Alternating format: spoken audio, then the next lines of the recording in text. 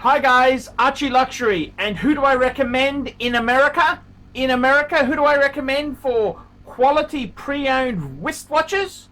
David SW, David SW, David SW. Go to davidsw.com. He is the best, the greatest pre-owned dealer in all of the United States of America.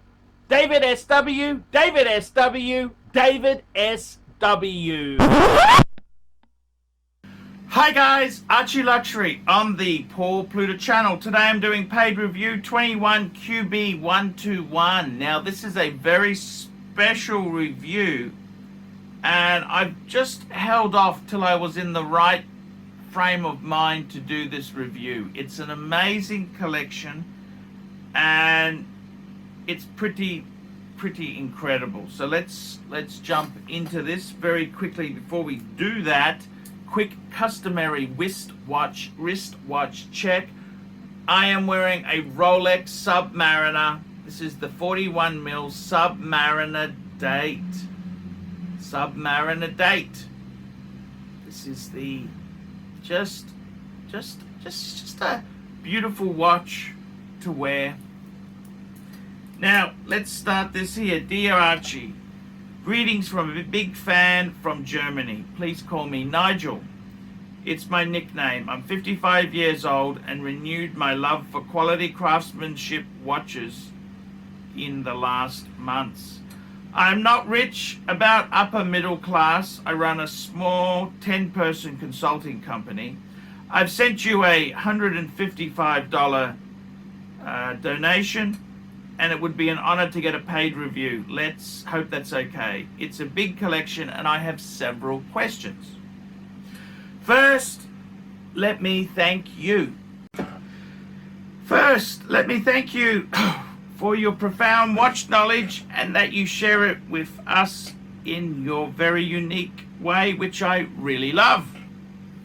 Honestly, you're the father of my collection. Your videos inspired me and you will recognize some of your recommendations. I hope that my collection gives you some inspiration too and the power to go on with your great work. Seems to me, watching your latest vids, that you need a little bit of positive encouragement. It's not difficult to recognize that I'm not a Rolex fan.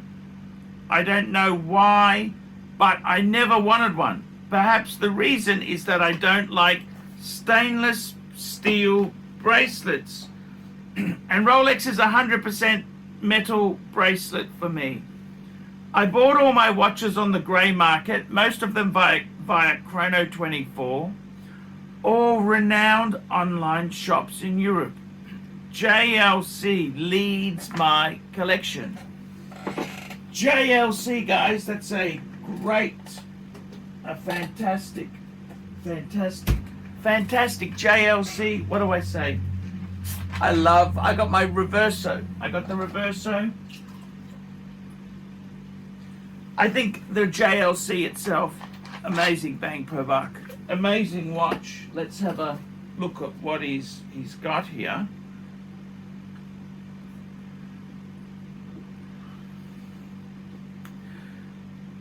I know they are a little soft, but I bought all of them on the secondary market with huge party stocking discounts. I admire complications, especially perpetual calendars, and I like the JLC Reversos and couldn't decide which one is the best, so I have 4 of them. Wow. Attached you'll find a group of photos and some close-ups of my collection, including pictures of the beautiful second faces of the Reversos. Okay, let's have a look at this collection, the meat and the veg. Number 1, we have got Patek Philippe Calatrava 3919, the first piece of my collection, bought many years ago as I could afford it. A little small, but I have a small wrist and I would never sell this watch. More classical watch is not possible. Yes, the 3919. I started my Patek journey with a 3919. Yes. Number 2, Patek Philippe Travel Time 5034 in yellow gold. A similar piece, a little more complicated and very baroque. The 5034, very interestingly, it's a travel time. This is a bargain. Compare this price to the Aquanaut travel time. This is a winner. Number 3, Patek Philippe Annual Calendar 5035G. It's a white gold. On this model, I like the black dial in combination with the white gold. Number 4, Patek Philippe Travel Time 5134P. The second travel time, but it's totally different Art Deco look. Very pure and elegant. A very hefty piece due to the platinum. Number 5, a JLC Odysseus Perpetual Calendar 36mm, one of my favorite watches. As I saw this beauty first time, I had to buy it. About 30 years old and one of the first complicated pieces after the revival of mechanical watches. I love the moon phase and the symmetry of the dial. Number 6, Vacheron Constantin Multi Retrograde Perpetual Calendar 47031 in rose gold, 39 mils. I bought this watch directly from the first owner with a wonderful original box and a winder with all papers. The watch was serviced twice by Vacheron. The price was about 25,000 US. As you know, it has a movement from JLC. Number 7, JLC, of course, Master Control Perpetual. I like the black dial, and I will change the bracelet and take a black one. I think he's talking about the strap. Second of my favorite watches. Number 8, a Breguet Type 20 Transatlantic, my everyday watch. Elegant, robust and sporty, and much more iconic than the newer and pricier 21 and Breguet 22. Yes, I think that Type 20's got a real charm to it. Totally agree with you. And then number 9, JLC Reverso Grand Date in steel. No more words needed. I've got one. Great watch. Perhaps you know this model. Third of my favorite watches. Changes sometimes, and then it's the number 1. Number 10, JLC Reverso Grand Reverso Calendar in steel. Perfect watch with this beautiful moon phase. The watch is never worn, and I don't dare to be the first with all papers.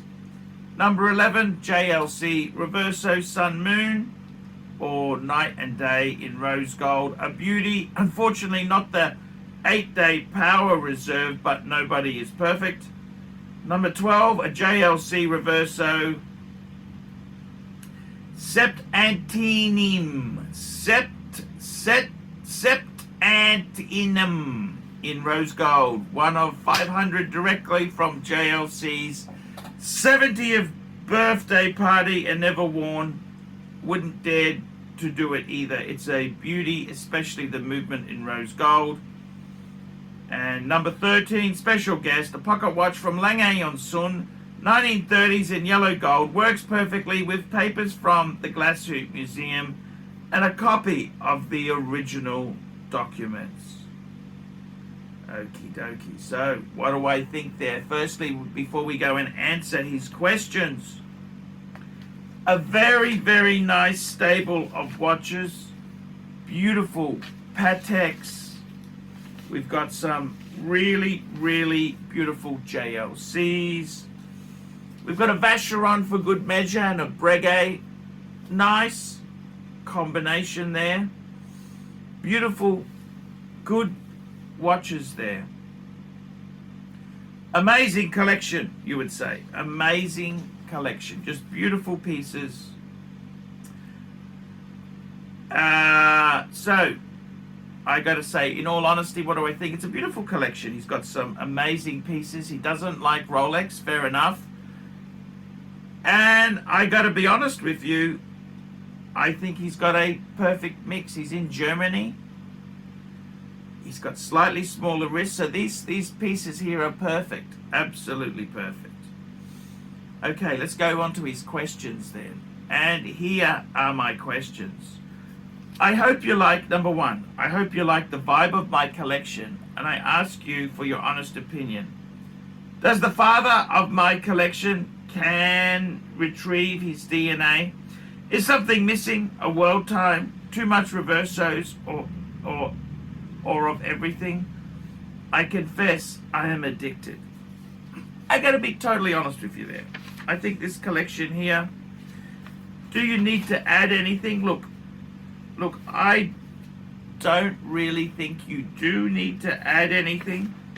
You've just got to add pieces that make you happy and smile. It's not for me.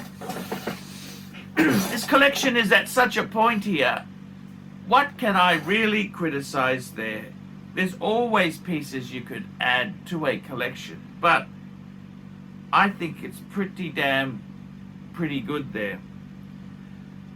Is something missing? Look, I would say a world time is a fantastic addition. I think the world time is a complication that Paddock is really quite famous for. That's there. And I think a 5110 like I've got would be perfect.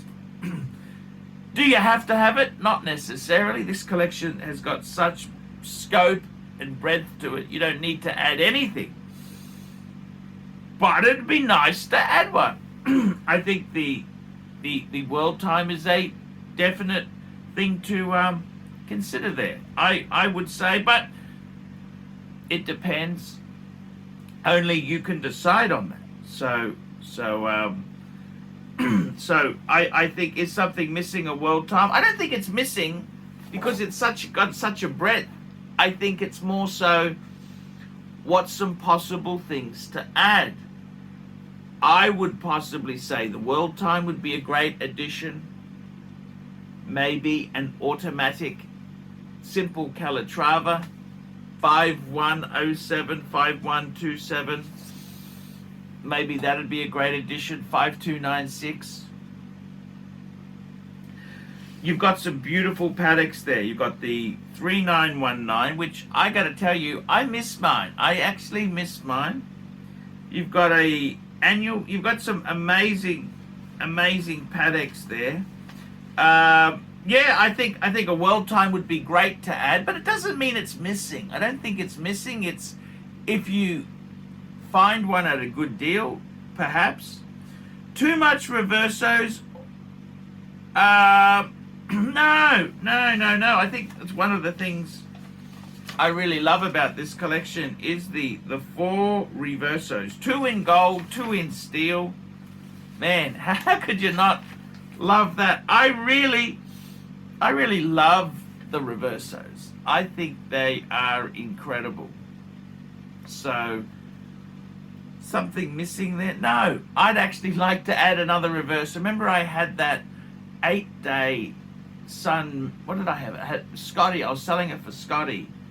I probably should have bought that thing. But hindsight's a great teacher, isn't it, hey? Hindsight is a great teacher. Number 2, what do you think of the Paddock travel time 5034? I intend to sell this piece, a little too baroque, and I never wear this watch. Look, I gotta be totally honest with you. I prefer the 5134. That is the travel time with the crown guards. But I don't know whether I would. I don't know if I would sell the 5034. Yeah, it's very baroque like that there. The problem is, this is the problem. I think that watch has got potential. If you sell it, they're a little bit unappreciated. That watch, once the Chinese really get into Paddocks, at the moment they're new money. They're really keen on Rolex. They're keen on all the hot sports models. Give it 5 years and then they'll be exploring the older models. And I think things like that travel time, the 5034, will really explode because it's a perfect size. What metal have you got yours in? Your 5034 is in yellow, perfect for Chinese market. Okay, they love yellow gold. I would say, I don't know if I would sell it because you're not going to get huge money for it. And what are you going to do?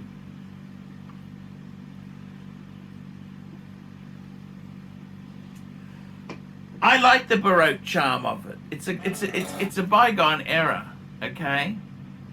I wouldn't be so harsh on it.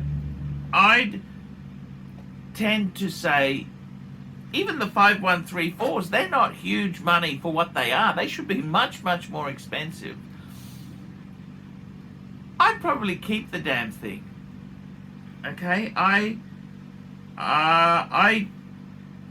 see the problem is this. You sell it, and then what do you buy? You're going to pay a premium for something else. I think these things, I wouldn't sell it. I think it's a beautiful watch. I know what you mean. It's got it's very, very, very, it's a Patek. Travel time. Keep it. I wouldn't necessarily get out of it because you're going to get low money for it, and I think they got potential to become expensive.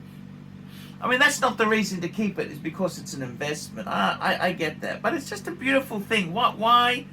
Unless I'd probably keep it. I think it's got some potential to go much higher. 3, some of the pieces I have never worn but like to take them out of the boxes and study them, like crown jewels. Can you understand that, or would you wear them? Oh, shit. You know what? I've sort of got the same problem, okay? So for me, I got the world time and I got the annual calendar. And they were in nice condition. Then I sent it to Patek for a service. And it looks absolutely perfect. And I got to be totally honest with you. I find it hard to just wear them and enjoy them like that. And, you know, ownership of these things, you don't have to wear them every day to really love it. It's like in the classic car market. Some of the Ferraris people have, they got no Ks on them. They like to look at the shape and they preserve it, you know. What do I think? Look, I'm not against... I'm not against having pieces unworn. However, I would say to you, what's the point of all this? It's kind of sad. You look back and say, I never wore that. You know, I tend to say, why don't you wear it for a special occasion? Say something great happens. I would possibly wear it, okay? Because the reason I say that, you're 55 years old. Let's be honest there. What's going to happen to this stuff? You're 55, so with luck, you've got 30 years left, okay? Well, you know what? 30 years time, I would selectively wear it, okay? I don't particularly like to say, like my Pateks, I had them served. I had the world time and the annual calendar serviced by Patek. I've worn them, yes I have, sparingly. So I'd probably do that. I don't know if I'd just keep them unworn. It's up to you. Are they going to be so much more valuable as unworn? To be totally honest, the pieces that are going to be worth a lot of money unworn is probably a bloody Nautilus or an Aquanaut that's never been worn. A piece like these here, these JLCs, it's probably not going to make that much difference if it's in excellent condition as opposed to unworn. It's probably not going to pull much of a premium. Say it's $1,000 difference. Well, shit, pay the $1,000 and wear the bloody thing. You know what I'm saying? That's kind of my thinking on it. I would rather enjoy it indeed there. So I understand what you're saying, and I don't say just wear it every day casually, but only you can decide that choice. I got to say, with my Pateks, I don't wear them a lot, but I do like to look at them and play with them. Yes, I do. I understand exactly where you're coming from. So yes, I understand the madness. Okay. Number 4, my collection misses a world time. Here are some of my ideas I'd like to discuss. A Gerard Perregay world time perpetual calendar, about 20,000. Gerard Perregay, that's a reference 90280. A Gerard Perregay world time 49850 in steel, can get one for 7.5. A Breguet Hora Mondi, old model, about 2005 for 14,000. Very rare and unique, and of course a Patek 5110. Look, I got to be totally honest with you.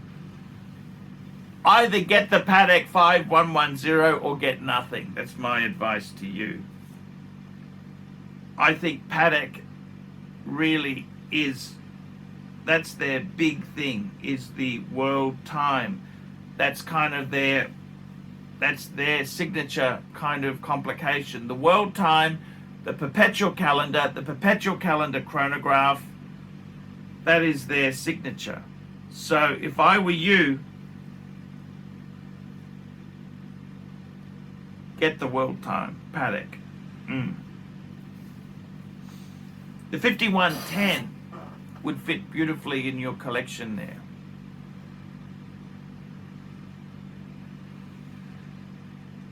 %. Gerard Perregay's never been much of. I never really liked Gerard Perregay. I've never really seen them as being that special. Gerard Perregay, I kind of hate the brand.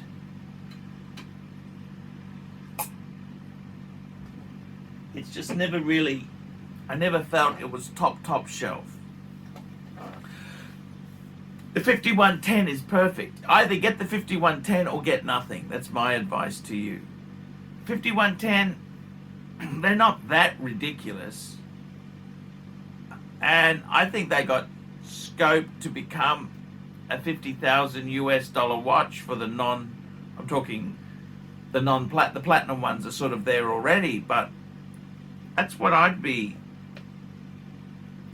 5110 is the best. That's the work Patek. Patek is, that's their kind of, it's one of their signature complications. So I think the Gerard Perregays, I never really seen them in that light.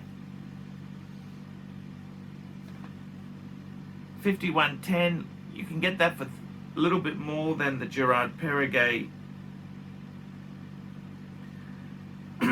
for 20,000. You can get, that's where I'd be going. Get the 5110, or else don't get anything. You don't have to fill that slot. There's nothing worse than having a beautiful collection and then buying something because it fills that slot, but you've got to compromise. Either do it properly or don't do it at all. Number 4, here are some other of the potential future acquisitions, and like to get your opinion. The blank pane Le Mans flyback chronograph with or without perpetual calendar. The IWC Nova Cento Perpetual Calendar, the JLC Master Compressor Chronograph versus Master Control Chronograph Black Dial. That's it. I'd tend to say with your collection there, I would probably stay. It's good to have a few rules there.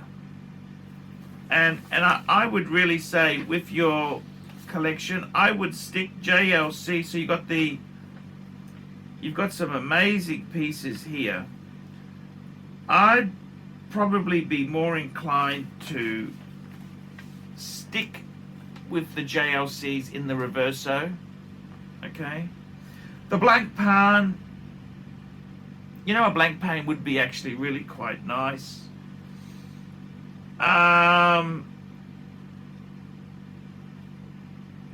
Yeah, that would actually be nice. Just a chronograph by itself, I think, would be beautiful. That'd be really beautiful. The IWC,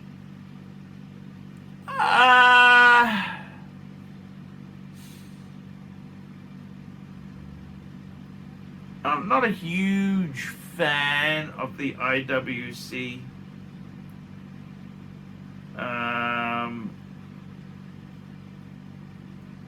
The JLC, you know, I think myself, I would probably say, what would I add to this collection here? I'd add a 5110 world time, without a doubt. Okay, that's a really good thing to add. I'd add a classic Calatrava, like a automatic Calatrava, okay? Like a 5127 would be beautiful, or a 5107. I would add, the funny thing is too, a lot of your Paddocks there are Geneva seal. They're pre-Paddock seal, which I think those have some real scope. A Super Grail, if there was to put something in that category, I reckon a Super Grail would be a Paddock 5170. That's the manual wind chronograph. Now, I didn't say 5070. The 5070, of course, is the more collectible, but it's a bit big. It's 42 mil. The 5170 was smaller. I reckon that it would fit. It's a bridge between the older and the newer. I reckon the 5170 would be super grail if there's such a thing. That's kind of how I see it. Yeah, so I would say, to be totally honest with you, 5110, 5110 world time, add that. As a Super Grail, I'd add a Paddock 5170. And as a what else? And possibly a Calatrava from the early 2000s, automatic. Amazing collection. I love it. It's given me pep. I like to hear from people who've... I love that eccentricity. You've gone against the herd. The herd is saying Rolex, Rolex, Rolex. The herd is saying Nautilus, Aquanaut, sports, and you've just said... These are amazing, beautiful watches. Absolutely beautiful. So, well done.